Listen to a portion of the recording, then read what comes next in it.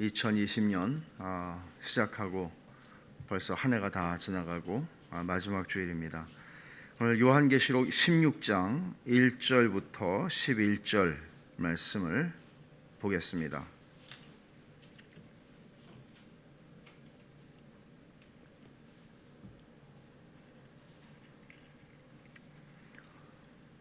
교독하죠. 또 내가 들으니 성전에서 큰 음성이 나서 일곱 천사에게 말하되 너희는 가서 하나님의 진노의 일곱 대접을 땅에 쏟으라 하더라.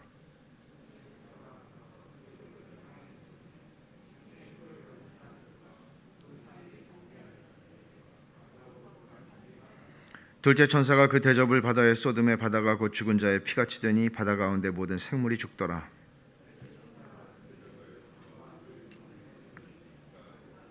내가 들으니 물을 차지한 천사가 이르되 전에도 계셨고 지금도 계신 거룩하시니요 이렇게 심판하시니 의로우시도다.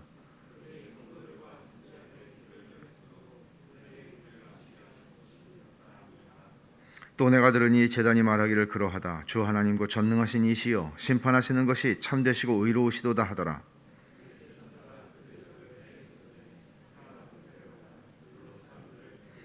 사람들이 크게 태움에 태워진지라. 이 재앙들을 행하는 권세를 가지신 하나님의 이름을 비방하며 또 회개하지 아니하고 주께 영광을 돌리지 아니하더라.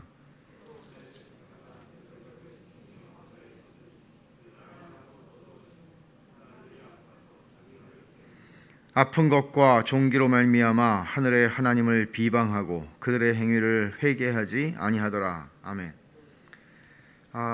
오늘 마지막 2020년 마지막 주일인데 일곱 대접 심판을 상고하는 것이 의미가 있다고 생각이 됩니다. 16장은 전체가 일곱 대접 심판, 마지막 시리즈 심판이죠. 일곱 대접 심판을 기록하고 있습니다. 우리가 두 번에 걸쳐서 이 말씀을 생각할 것입니다. 특별히 오늘 본문에서는 5절부터 7절 말씀이 중요한데 그래서 하나님의 심판이 참되고 의롭다라고 말하는 것입니다. 하나님의 심판이 참되고 의롭다는 말은 뭐 들을 수 있는 말이지만 사실 쉽지는 않습니다.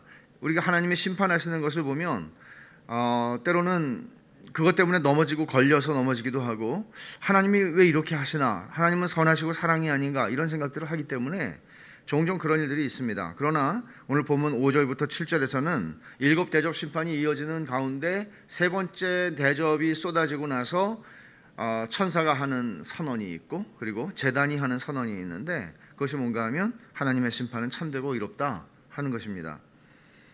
이런 도전을 하는 거죠. 당신도 하나님의 심판은 참되고 의롭다고 말하는 이 선언에 동참하는가? 정말 그런 고백이 나오는가 하는 것입니다.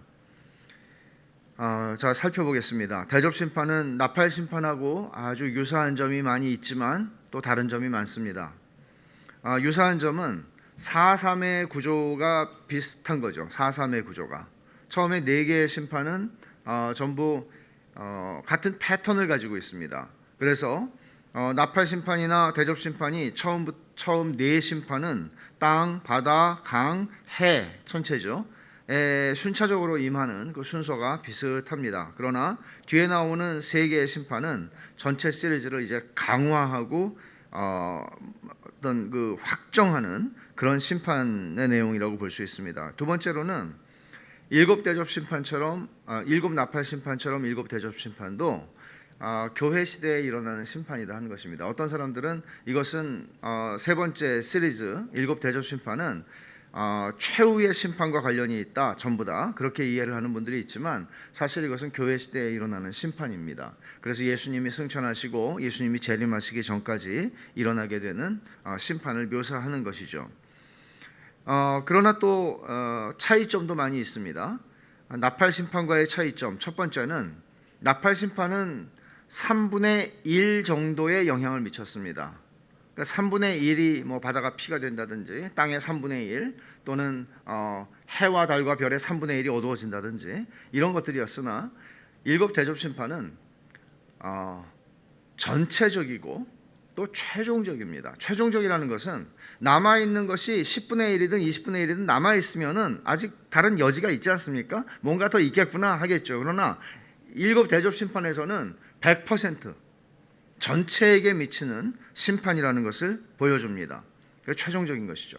그리고 두 번째로 차이점은 나팔 심판에서는 부분적으로는 회개를 촉구하는 경고들이 있지만 여기서는 그런 경고가 없습니다. 일곱 대접 심판은 회개를 촉구하는 경고로서의 심판이 아니라 일곱 대접 심판은 그 자체가 하나님의 진노의 대접을 쏟는 심판 자체가 목적인 심판이라고 할 수 있습니다. 세 번째로 나팔 심판의 네 번째까지는 심판이 자연계에 미치는 심판이었습니다. 그러니까 사람에게는 직접적으로 미치지 않았다고요. 땅의 심판이 임하고 바다의 심판이 임하고 천체의 심판이 임하고 이런 것인데 이제 대접 심판에서는 처음부터 사람을 겨냥합니다. 사람이 그 심판의 타겟입니다. 네 번째로 인의 심판이나 나팔 심판에서는 여섯째 심판이 끝나고 일곱째 심판이 시작하기 전에 막간이 있었어요. 그런데 여기는 막간이 없습니다. 대접 심판에서는 막간이 없습니다. 이건 어떤 의미겠습니까? 어떤 지연됨도 없이 일사천리로 하나님의 심판이 끝을 향해서 간다는 것을 보여주는 것입니다. 자, 그러면 이 일곱 대접 심판이 어떻게 시작하는지 보죠. 1절에 보면 또 내가 들으니 성전에서 큰 음성이 나서 일곱 천사에게 말하되 라고 합니다. 성전에서 큰 음성이 난다 또는 하늘에서 큰 음성이 난다 하는 것은 어떤 일의 시작을 알리는 사인과 같은 것이었는데 여기서는 성전에서 큰 음성이 난다고 얘기를 하죠. 이 음성은 하나님의 음성인 것이 분명합니다. 왜 그럴까요? 15장 8절을 보면 하나님의 영광과 능력으로 말미암아 성전에 연기가 가득 차매 일곱 천사의 일곱 재앙이 마치기까지는 성전에 능히 들어갈 자가 없더라. 성전에 아무도 들어갈 수가 없어요. 하나님의 영광이 가득해서 아무도 감히 하늘에 있는 하나님의 성전에 들어갈 자가 없어요. 천사들조차. 그러니까 이 성전에서 큰 음성이 나오는데 그게 누구의 음성이겠어요? 하나님, 성부 하나님의 음성입니다. 그 하나님께서 말씀하시는 거죠. 뭐라고 말씀하십니까? 너희는 가서 하나님의 진노의 일곱 대접을 땅에 쏟으라. 일곱 천사에게 대접을 받은 일곱 천사에게 이제 말씀하는 거예요. 그러니까 15장에서는 어떻게 끝났어요? 일곱 천사가 일곱 대접을 다 받았어요. 각각 하나씩 대접을 하나님의 진노를 가득 담은 대접을 갖고 있어요. 이제 우리는 준비됐습니다. 명령만 내리십시오 하고 있는데 그 명령이 하늘의 성전에서 큰 음성이 나면서 그 명령이 이제 땅에 쏟아라 라고 나오는 것이죠. 그러니까 심판의 주체가 하나님이다 하는 것을 분명하게 못 받고 있는 거예요. 심판의 주체는 하나님이다. 어떤 인간도 이 하나님의 자리를 대신할 수 있는 인간은 없다 하는 것을 말하고 요한은 이 일곱 대접 심판을 이제 쓰기 시작합니다. 첫째 대접 심판을 보죠. 2절입니다. 첫째 천사가 가서 그 대접을 땅에 쏟음에 짐승의 표를 받은 사람들과 그 우상에게 경배하는 자들에게 악하고 독한 종기가 나더라. 악성 종기가 나는 것이죠. 출애굽 당시에 애굽에 쏟아부어진 재앙 10가지 재앙 중에서 여섯 번째 재앙이 악성 종기의 재앙이었습니다. 모세와 아론이 화덕에 그 재를 한 움큼을 두 움큼을 가지고 그거를 뿌립니다. 그러자 그게 온 땅에 티끌이 되어서 애굽 온 땅에 있는 사람과 가축에게 붙어서 그게 다 종기가 됩니다. 악성 종기가 됩니다. 실제로 그 신명기 28장에 보면 하나님의 계명을 순종하는 자들에게 주시는 축복과 하나님의 계명을 지키지 않는 자들에게 불순종하는 자들에게 주시는 저주가 나오는데 그 저주의 목록 가운데에는 여호와께서 내 무릎과 다리를 쳐서 고치지 못할 심한 종기를 생기게 하여 발바닥에서 정수리까지 이르게 하시리라 하는 말씀이 있습니다. 그러니까 말하자면 이 악성 종기라고 하는 것은 하나님의 율법에 불순종하는 사람들에게 미치는 하나님의 저주의 사인이었습니다. 근데 이 심판이 전체적이고 최종적이라고 그랬잖아요. 그러니까 이게 보편적으로 지금 뭐 어느 지역에는 있고 어느 지역에는 없는 그런 게 아니에요. 지금 마치 그 팬데믹이라고 하는 말이 그런 것을 의미하는 것처럼 지금 코로나가 뭐 어느 나라에 있고 어느 나라에는 없고 그렇지 않아요. 다 있잖아요.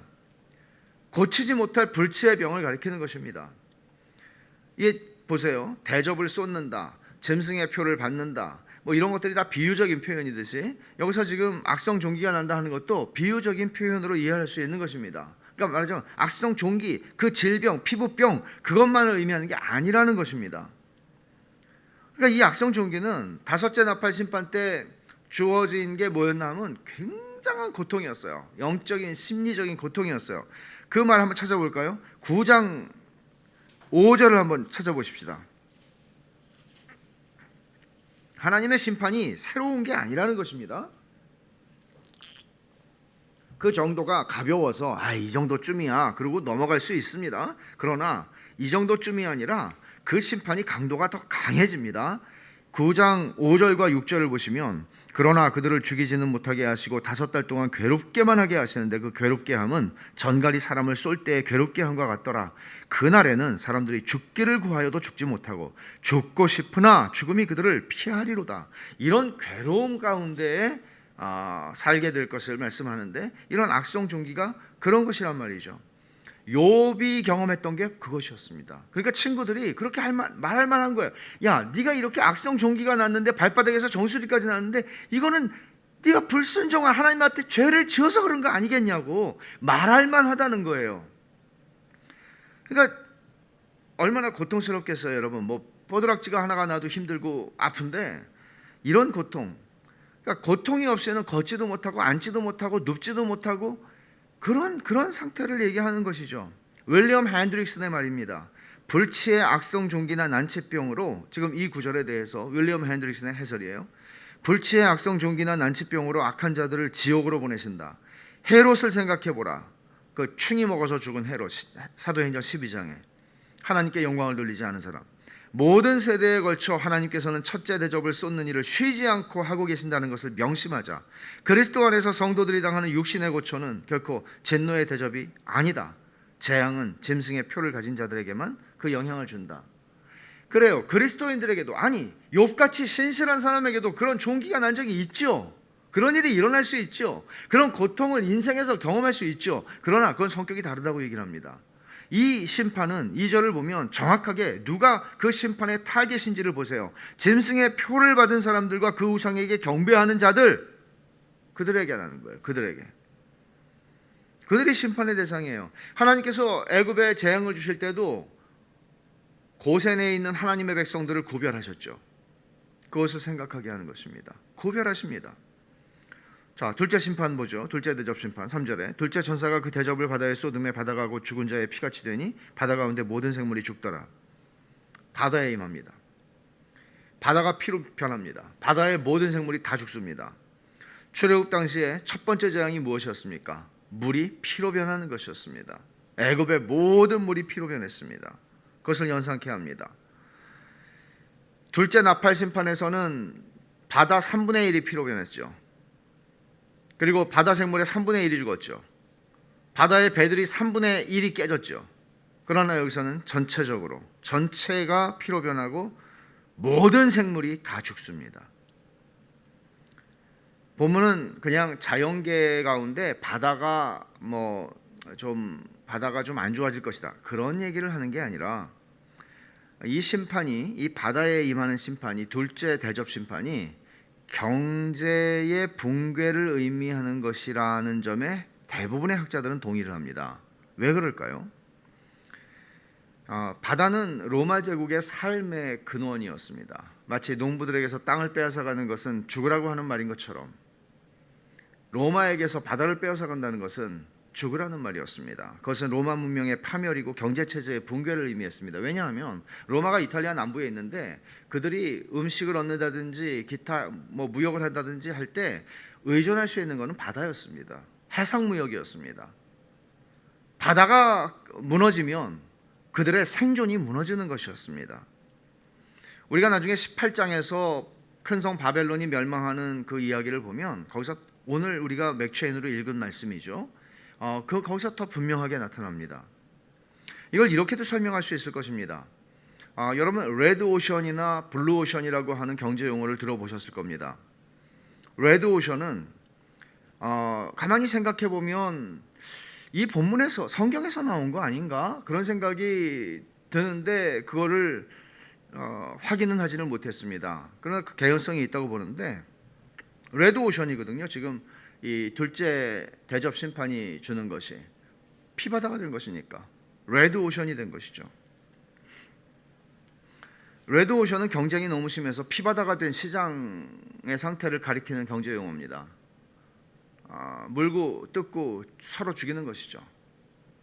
그런데도 불구하고 원하는 이유는 얻지 못합니다. 망하는 사람은 왜 그렇게 많은지. 그래서 블루오션이라는 말이 나왔습니다. 경쟁자가 없는 무경쟁의 시장을 개척하라는 것이죠. 고기가 많이 잡히는 푸른 심해로 나가라는 것이죠. 경쟁이 없는 곳으로 가라는 것입니다. 둘째 대접 심판은 레드오션이 존재하는 이유를 설명해 주는 건 아닌가 하는 생각을 합니다. 왜 인간의 행복 추구가 행복을 추구하고 다 행복을 추구하잖아요. 그리고 헌법에도 행복 추구권을 얘기하잖아요. 웬만한 나라들은. 근데 다 행복을 추구하고 행복을 추구하는 권리가 있고 그것을 방해하지 않는다고 말함에도 불구하고 왜 그렇게 행복을 추구하는 인간들이 만들어내는 것은 레드오션일까요? 정말 놀랍지 않습니까? 왜 내 행복을 추구하는 것이 피바다를 만드냐고요. 그렇게 하고서도 내가 얻어내고 싶은 것들을 얻어내지 못하지 않습니까? 저는 이런 둘째 대접 심판이 이런 문제들에 대해서 우리에게 깊이 생각하게 한다는 생각이 듭니다. 세 번째 대접 심판을 계속 볼 텐데 4절입니다. 셋째 천사가 그 대접을 강과 물 근원에 쏟음에 피가 되더라. 조금 아까 바다가 피가 됐는데 이번에는 강과 물 근원입니다. 비슷하죠. 둘째 심판하고 물이 피가 되는 것이니까. 단지 강과 물 근원이 이제 피로 변하는데 이것도 애굽에 임했던 첫째 재앙하고 연결이 되는 심판입니다. 3절에서 모든 생물이 다 죽더라 그렇게 말을 했죠. 물론 4절에서도 강에 있는 모든 생물이 다 피가 됐으니까 죽겠죠. 근데 이 죽음이라고 하는 것이 강조하는 것은 문자적인 죽음을 포함하는 모든 종류의 고통을 강조하는 말입니다. 그러니까 말하자면 바다가 피가 됐다, 세계 경제가 무너졌다, 세계 경제가 붕괴됐다 그런 차원만이 아니라 국가 경제도 가정 경제도 고통스러운 영향을 줘서 이게 말하자면 이제 바닷고기는 못 먹겠다, 민물고기를 먹어야 되겠다. 근데 완전히 우리의 생존의 조건이 끊어지는 것이죠. 여러분 물이 없어요. 생존의 조건이 끊어지는 것이죠. 그런 고통이에요. 사람들은 여러분 보세요. 먹고 살기 위해서 돈을 벌어야 하니까 열심히 살아요. 근데 그렇게 열심히 사는데 사실은 그렇게 하면서 생명을 잃을 정도로 고통을 받으면서 그 일을 하며 살아갑니다. 우리 사회에서도 그런 일들이 무슨 굉장히 험하고 위험한 직종에서 저임금을 받고 일하는 사람들만의 문제가 아닙니다. 많은 사람들이 자기의 영혼을 죽이며 일을 합니다. 우리가 5절부터 7절이 중요하다고 얘기를 했는데 건너뛰고 8절, 9절 네 번째 심판을 계속 보겠습니다. 8절과 9절입니다. 넷째 천사가 그 대접을 해에 쏟음에 해가 권세를 받아 불로 사람들을 태우니 사람들이 크게 태움에 태워진지라. 이 재앙들을 행하는 권세를 가지신 하나님의 이름을 비방하며 또 회개하지 아니하고 주께 영광을 돌리지 아니하더라. 네 번째 대접 심판은 애굽에 내린 재앙하고 직접적으로 연결되지 않는 것 같습니다. 그러나 해와 관련된다는 점에서는 네 번째 나팔 심판하고 연결이 되죠. 네 번째 나팔 심판에서는 해, 달, 별 3분의 1이 영향을 받아서 어두워졌는데 그러니까 부분적인 일식이 일어났는데 여기서는 도리어 해가 장렬하여 사람들을 태워 죽일 만한 열을 내는 것입니다. 사실 이 내용도 모세율법을 범한 자들에게 주시는 저주의 목록에 포함되어 있는 내용입니다. 신명기 32장에 보면 이 대접 심판에서 해가 사람들을 불러 태워 죽일 권세를 받아요. 다시 한번 잘 읽어보세요. 9절 8절을 보시면 그 대접을 해에 쏟으면 해가 권세를 받습니다. 누가 주시는 권세예요? 그것은 9절에 있는 바 이 재앙들을 행하는 권세를 가지신 하나님이죠. 그 하나님이 주신 권세를 받아서 해가 불로 사람들을 태웁니다. 여러분 하나님께서 모든 이 해가 주는 그 빛으로부터 상함을 받지 않도록 하나님이 자기 백성을 지키시겠다는 약속들이 구약 성경에 나옵니다. 그리고 우리가 나중에 보게 되면 그 성에는 더 이상 해가 있지 않습니다. 이 해는 이렇게 마지막으로 산화하듯이 사람들을 태워 죽이는 하나님의 심판의 도구로 쓰임을 받게 됩니다. 이 심판은 누구에게 미치는 심판인고 하니 9절에 분명하게 말하죠. 하나님의 이름을 비방하며 회개하지 아니하고 주께 영광을 돌리지 않는 사람들에게 미치는 심판입니다. 여기 비방한다는 말이 나오죠. 헬라 말로는 블라스페메오라고 하는 말이에요. 블라스페메오. 이게 블라스페미라고 하는 영어 단어, 신성모독하다. 그 단어가 여기서 나온 거죠. 그대로 똑같은 말이에요. 이것은 우상 숭배를 하면서 하나님의 거룩한 이름을 중상하고 하나님을 거부하고 하나님의 이름을 조롱하는 겁니다. 역대하에서 읽는 말씀, 히스기야의 예루살렘을 아수르의 사네립이 공격하고 포위하고 하나님의 이스라엘의 거룩하신 하나님 여호와의 이름을 조롱하고 비방하는 바로 그런 모습을 그대로 보여주는 것입니다. 그들은 회개하지 않습니다. 하나님을 두려워하지 않습니다. 하나님의 이름을 고의로 비방합니다. 그리고 하나님의 법을 뜯어 고칩니다. 하나님이 정하신 법을 뜯어 고칩니다. 성경을 몰라서가 아닙니다. 소위 자연법이라고 얘기할 수 있는 그 근본적인 것들을 다 뜯어 고칩니다. 자기들이 결혼의 정의를 새롭게 내립니다. 자기들이 모든 삶의 기준과 도덕적 기준을 자기들이 새롭게 세웁니다. 이런 오늘날의 세상 모습이 그대로 투영되는 모양이죠. 회개하지 않습니다. 회개하지 않는다는 것은 다섯째 심판에서도 보겠지만 바로 멸망할 자들의 두드러진 특징입니다. 멸망할 자들의 특징은 큰 죄악을 행한다. 물론 그것도 있겠죠. 그러나 그들의 특징은 회개하지 않는 것입니다.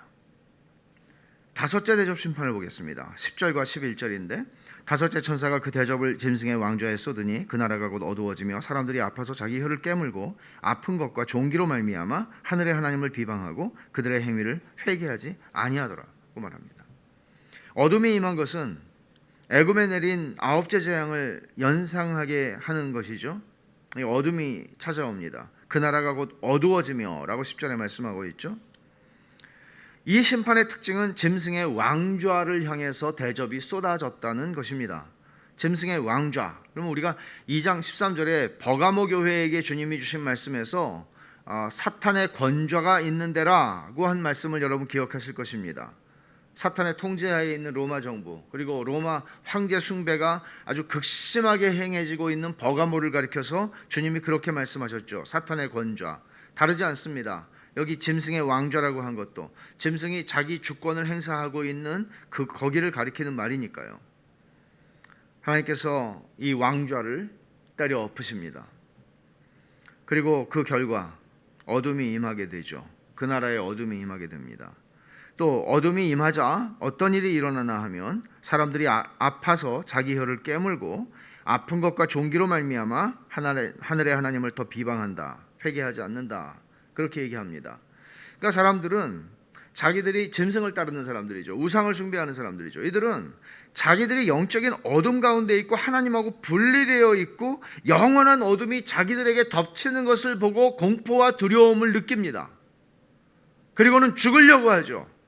자기 혀를 깨뭅니다. 아까 우리가 본 말씀처럼 사람은 그렇게 해서 자기의 영혼을 멸절시킬 수 없습니다. 아픈 것과 종기로 말미암아 그들은 회개했다고 얘기할 것 같은데 그들은 도리어 하나님을 비방하고 회개하지 않습니다. 우리가 앞에서 6장 16절 17절에서 본 것처럼 산들과 바위에게 말하되 우리 위에 떨어져 보좌에 앉으신 이 얼굴에서와 그 어린 양의 진노에서 우리를 가리라. 그 진노의 날이 큰 날이 이르렀으니 누가 능히 서리요. 이런 공포와 두려움들이 그들을 사로잡는 것입니다. 애굽의 바로가 재앙이 거듭되는데도 불구하고 어떻게 했습니까? 회개하는 듯 뉘우치는 듯 하지만 회개하지 않습니다. 그는 오히려 마음을 더 완악하게 했습니다.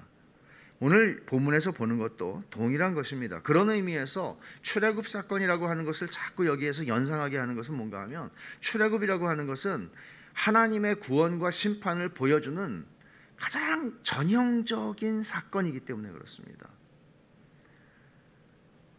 우리는 보통 이렇게 생각해요. 인생의 쓴맛을 보면 사람이 회개할 것이다. 탕자처럼 인생의 쓴맛을 보고 회개하고 아버지 집으로 돌아온다. 근데 사람이 인생의 쓴맛을 본다고 돌아오지 않습니다. 오늘 본문이 그걸 가르쳐주는 것이죠.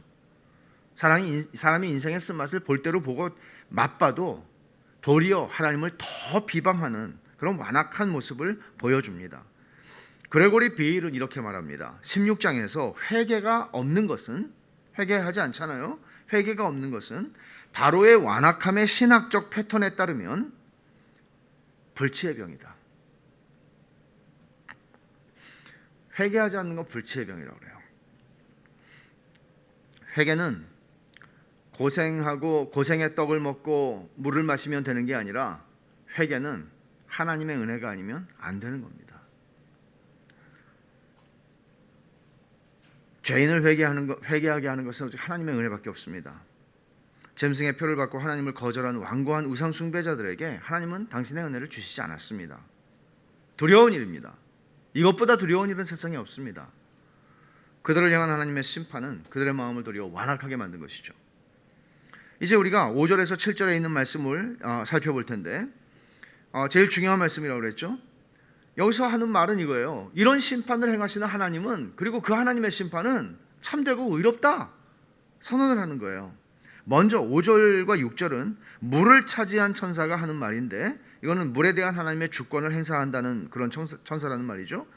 5절 보면 내가 들으니 물을 차지한 천사가 이르되 전에도 계셨고 지금도 계신 거룩하신 이여 이렇게 심판하시니 의로우시도다. 그들이 성도들과 선지자들의 피를 흘렸으므로 그들에게 피를 마시게 하신 것이 합당하니이다 하더라. 여기 먼저 전에도 계셨고 지금도 계신 거룩하신 이여, 앞에서 우리가 몇 번 본 호칭인데 삼중 호칭이라고 그래요 이거를. 근데 좀 변형이 됐어요. 전에도 계셨고 지금도 계시고 장차 오시리라고 하는 표현이 여기서 장차 오시리라고 하는 것이 거룩하신 이로 변형이 됐어요. 왜 그런가 하면 이 장차라고 하는 말은 예수님의 십자가와 부활 사건에서 이미 시작된 말세의 이야기이고, 그 심판이 시작됐다는 의미일 수도 있겠으나 그것도 있을 거예요. 그러나 더 강한 것은 왜 이 장차 오실이라는 것을 이 거룩하신 이로 바꿨나 하면 바로 이어지는 게 심판이거든요. 지금 심판의 맥락 속에서 이 말씀이 주어지고 있거든요. 그러니까 하나님의 거룩하심이야말로 이 심판이 필연적이고 정당하고 의롭다는 것을 만들어내는 성품, 원인이라는 것이죠. 하나님의 거룩하심이 이런 심판을 초래하는 당연한 것이라는 말이죠. 그런 의미에서 거룩하신이라고 표현을 한 것 같습니다. 물을 피로 만드신 하나님, 그 행위가 정당하다는 것입니다. 왜냐하면 하나님의 백성들은 그동안 짐승의 표를 받지 않고 하나님을 섬긴다고 해서 경제적으로 불이익을 당하고 어려움을 많이 겪었습니다. 너희들은 나쁜 놈들이고 너희들은 죄인들이고 너희들은 패자들이다. 이게 세상이 그리스도인들을 향해서 했던 말입니다. 하나님께서 이제 그것을 뒤집으십니다. 그들이 옳았다는 것을 입증하십니다.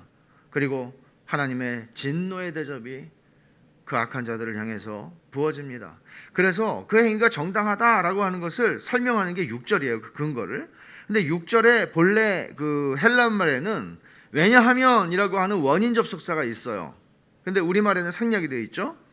그러니까 이렇게 읽으면 돼요. 왜냐하면 그들이, 그러니까 왜 하나님의 심판이 의로운가 하면, 왜냐하면 그들이 성도들과 선지자들의 피를 흘렸으므로 그들에게 피를 마시게 하신 것이 합당하잖아요. 이렇게 얘기를 하는 것입니다. 그러니까 여기서 보시면 이게 우리말 성경에는 그 뉘앙스가 살지 않습니다만은 피를 흘렸으므로 라는 말이 있잖아요. 그들이 짐승 숭배하고 우상 숭배하는 자들, 그들이 성도들과 선지자들의 피를 흘렸으므로. 근데 흘렸다는 이 표현은 16장에서 제일 많이 사용되고 있는 동사와 같은 동사가 쓰여졌어요. 이거를 그 동사와 똑같이 번역을 하면 이렇게 번역할 수 있어요. 그들이 성도들과 선지자들의 피를 쏟았으므로. 진노의 대접을 쏟았다 하는 말이 16장에 반복돼서 나와요. 1절, 2절, 3절 계속 나와요. 근데 여기서 흘렸다고 번역을 한 것이죠. 같은 단어예요. 그들이 성도들과 선지자들의 피를 쏟았으니까 하나님도 하나님의 진노의 대접을 그들에게 쏟아서 그들이 피를 마시게 하셨다. 그러니 이것은 정당하고 합당하다라고 말하는 것입니다. 여기서 그치지 않고 7절에서 또 내가 들으니 제단이 말하기를. 제단이 말한다는 게 무슨 뜻이겠어요? 제단이 말한다는 것은 6장 9절에서 하늘 제단 옆에서 기도하던 순교자들의 기도, 우리 핏값을 갚아주세요 라고 기도했죠. 또 8장 3절부터 5절에 보면 성도들의 기도가 합하여 대접에 담겨서 하나님께 올라갔다 그랬어요. 그 성도들의 모든 기도, 그 기도의 핵심이 뭘까요? 나라의 임하옵시며 라는 기도예요. 하나님의 나라가 임하기를 구합니다 라는 기도예요. 그 모든 성도들의 기도와 이게 제단과 연결이 되어 있는 것이죠. 그래서 이 제단이 의인화돼서 제단이 말하는 것처럼 지금 설명하는 것입니다. 제단이 뭐라고 말합니까? 주 하나님, 그러하다. 주 하나님 그 전능하신 이시여, 역사의 주권자요, 역사의 모든 일을 주관하시는 하나님, 우리의 인생의 모든 것을 주관하시는 하나님, 심판하시는 것이 참되시고 의로우시도다. 그 하나님의 심판이 참되고 의롭다고 얘기하는 거예요. 그러니까 만국에 대한 심판은 하나님의 거룩하고 의로우신 성품의 필연적인 결과다라고 얘기를 하는 것입니다. 자, 적용을 하겠습니다. 이 말씀을 우리가 본문에서 적어도 두 가지 정도의 적용적 교훈을 우리는 얻을 수 있을 텐데, 첫째는 오늘 살펴본 5 대접 심판 가운데 특징적인 것이 뭔가 하면 세상의 경제 구조를 붕괴시키고 경제를 통해서 고통을 주신다는 것입니다. 이거는 우상 숭배자들에게 부어지는 심판입니다. 자, 보세요. 이게 되게 어렵죠. 이렇게 생각해 보세요. 세상의 경제 구조가 무너졌어요. 붕괴됐어요. 뭐 예를 들어서 미국에서 과거에 뭐 몰기지 사태가 났을 때도 경제가 막 붕괴됐어요. 그리고 한국도 IMF 사태를 맞았을 때 경제가 붕괴됐어요. 그러면 여러분, 예수 믿는 사람은 고통을 안 당하고 예수 안 믿는 사람만 고통당하나요? 그렇지 않잖아요. 그렇지 않잖아요. 실직을 하는 사람들이 예수 안 믿는 사람은 실직하고 예수 믿는 사람들은 구직을 하게 되나요? 그렇지 않죠. 그러면 이 말씀을 우리가 어떻게 이해할 수 있습니까? 아니, 세상의 경제가 무너지는데 어떻게 그리스도인들은 넉넉히 잘 삽니까? 그런 얘기를 하는 거 아니죠. 우상 숭배자들에게 부어지는 고통이다. 우상 숭배자들은 어떤 사람들이었어요? 돈이 우상인 사람들이죠. 물질이 우상인 사람들이죠. 잘 먹고 잘 사는 게 최고인 사람들이죠. 성도들은 이 말씀 앞에서 이런 생각을 해볼 수 있는 것이죠. 세상을 살면서 내가 지나치게 세상의 경제제도와 가치관에 의존하여 살아가고 있는 것은 아닌가. 말하자면 경제가 무너지면 다 무너지는 거죠. 말하자면 얼마나 많은 사람이 자살했어요. 미국에서도 한국에서도 힘드니까. 그리스도인들은 그럴 수 없다는 것이죠. 말하자면 경제적으로 당하는 고통은 있을 거예요. 그러나 그것이 우리의 전 존재를 뒤집지 못한다는 것이죠. 왜냐하면 그게 우상이라는 것을 여러분 생각하십니까? 우상이라고 하는 것을 팀 켈러가 정의한 것을 제가 여러 차례 말씀드리죠. 우상이라고 하는 것은 나 이것만 있으면 행복해라고 하는 그것입니다. 나 이거 없으면 죽을 것 같아. 나 이거 없으면 못 살아. 그거 우상입니다. 우리가 돌아볼 수 있는 우리의 삶을 돌아본다면 여러분의 가치는 돈과 물질적인 성공에 의해서 얼마나 지배를 받습니까?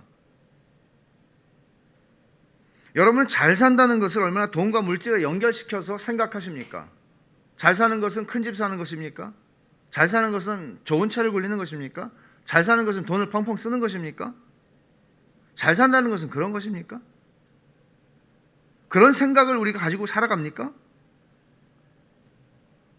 성경이 그렇게 가르칩니까? 우리는 무엇이 우리의 가치를 지배하는지 깊게 그리고 자주 생각할 필요가 있다는 겁니다. 자, 디모데전서 6장을 한번 찾아보십시다. 디모데전서 6장입니다.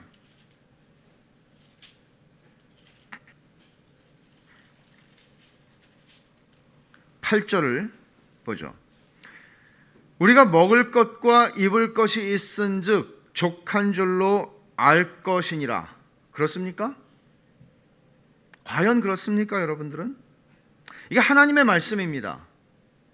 에이, 그렇게 대답하시겠습니까?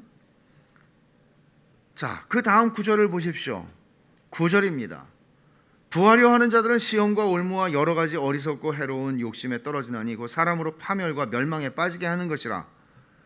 여러분은 부하려는 마음에 지배를 받으며 살고 있지는 않습니까?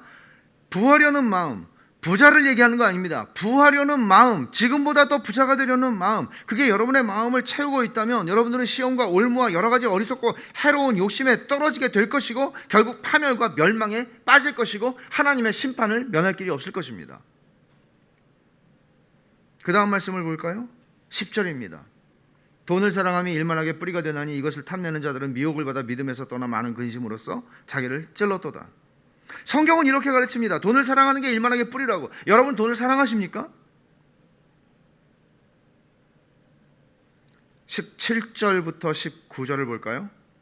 네가 이 세대에서 부한 자들을 명하여 마음을 높이지 말고 정함이 없는 재물에 소망을 두지 말고 오직 우리에게 모든 것을 후히 주사 누리게 하시는 하나님께 두며 선을 행하고 선한 사업을 많이 하고 나누어 주기를 좋아하며 너그러운 자가 되게 하라. 이것이 장래에 자기를 위하여 좋은 터를 쌓아 참된 생명을 취하는 것이니라. 장래가 언제입니까?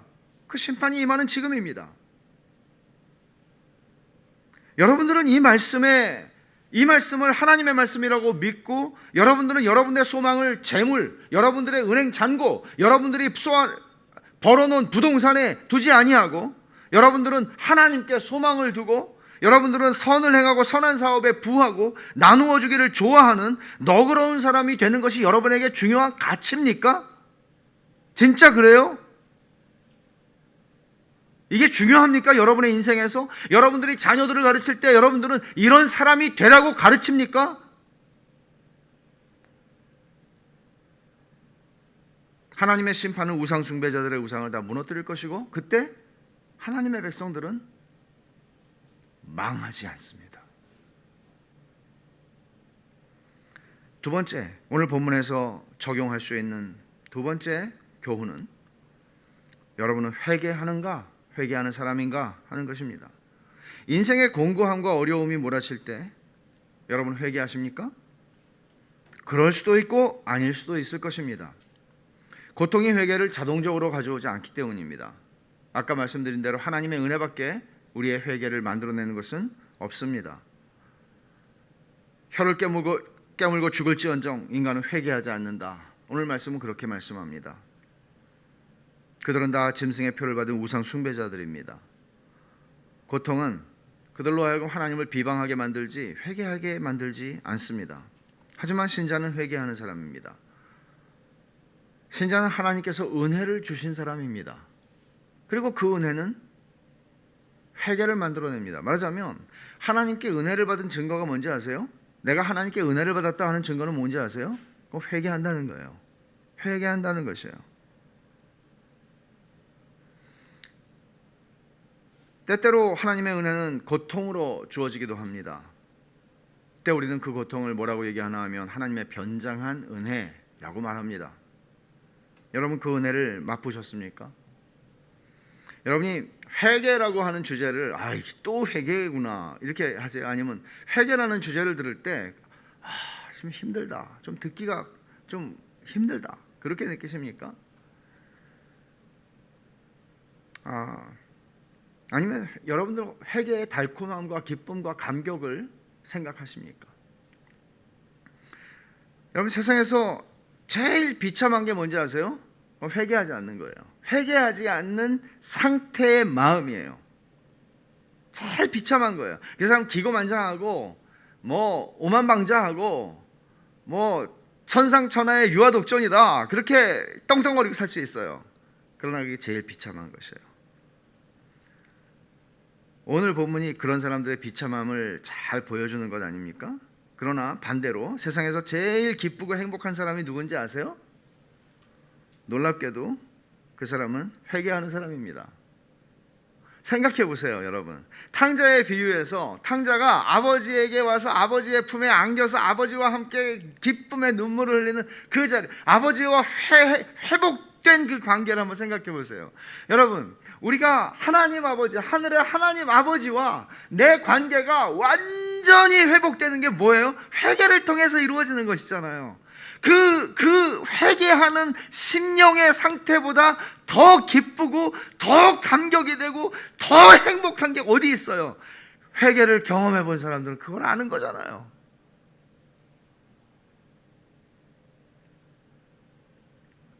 여러분은 이런 회개를 아세요? 맛보셨나요? 여러분은 그렇게 회개하는 삶을 살아가고 계세요? 여러분, 회개를 통해서 아버지와 내 관계가 회복되는 것보다 더 좋은 건 없습니다. 오늘 2020년의 마지막 주일에 제가 설교 원고를 쓰면서 마지막 주일인데 그런 생각을 했어요. 여러분의 인생의 마지막 주일인 것처럼, 여러분의 인생에 듣는 마지막 설교인 것처럼, 그리고 저도 다음 주일이 올지 안 올지 어떻게 알겠어요? 저에게 그걸 누가 장담할 수 있겠어요?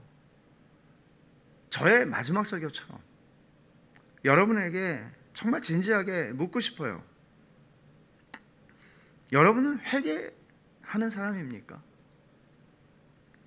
지금이 회개할 때가 아닙니까? 하나님이 이런 메시지를 우리에게 주실 때 우리는 회개해야 되는 거 아닙니까? 지금 아닌가요?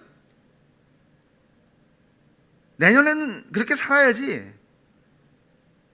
한 닷새 지나고 내년에는 그렇게 살아야지. 그렇게 하시겠습니까? 오늘 하나님께서 여러분들을 이 말씀을 통해서 부르신다고 느끼지 않습니까? 지금이 그때이고 미루지 마십시오. 왜냐하면 내일도 하나님께서 우리에게 선물로 주실지는 우리 알지 못하기 때문입니다. 오늘이 그날입니다. 지금 회개의 은혜를 구하셔야 합니다. 은혜밖에는 회개하지 못하게 하니까. 은혜만이 회개하게 하는 약이니까. 우리가 하나님의 심판을 경험할 때 우상 숭배자들은 하나님의 이름을 비방하고 회개하지 않고 하나님께 영광을 돌리지 않지만, 우상을 숭배하지 않고 날마다 회개로서 하나님께 나아가는 사람들은 천사가 말한 것처럼, 제단이 말한 것처럼 말할 거예요. 그의 심판은 참되고 의롭습니다. 하나님의 심판은 참되고 의롭습니다. 이런 복된 은혜가 우리 모두에게 있기를 축원합니다. 기도하십시다.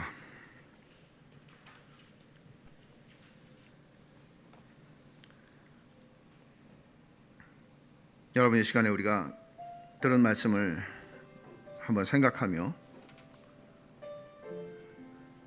주님의 은혜를 구하십시다. 지금 이 시간이 여러분들의 인생에서 마지막으로 들은 설교라면 여러분은 이 설교도 지나치시겠습니까? 언젠가 그래, 모르는 말씀은 아니지. 언젠가 내가 한번 마음 잡고 회개하지. 여러분 그렇게 생각하십니까? 오늘 주님께서 인간이라고 하는 목사라는 도구를 통해서 하나님께서 여러분들에게 성령을 통하여 말씀하신 것을 통해 들으며 너 회개하고 내게로 와라. 너 회개하고 내 품에 안겨라. 너 화해하자. 이제 그만 화해하자. 내 품으로 돌아와 라고 하는 말씀을 혹시 듣지 않으십니까? 이 시간에 우리가 그런 은혜를 구합시다. 여러분, 우리가 이런 요한계시록에 있는 이 말씀들을 그냥 허투루 듣고 이게 이런 뜻이구나, 뜻을 이해하고 지적으로 깨닫는 것이 아니라 이 말씀이 오늘 우리에게 주시는 생명의 말씀인 것을 알고 그 말씀 앞에 우리가 반응을 하면 좋겠어요. 우리 같이 기도하십시다. 기도하겠습니다.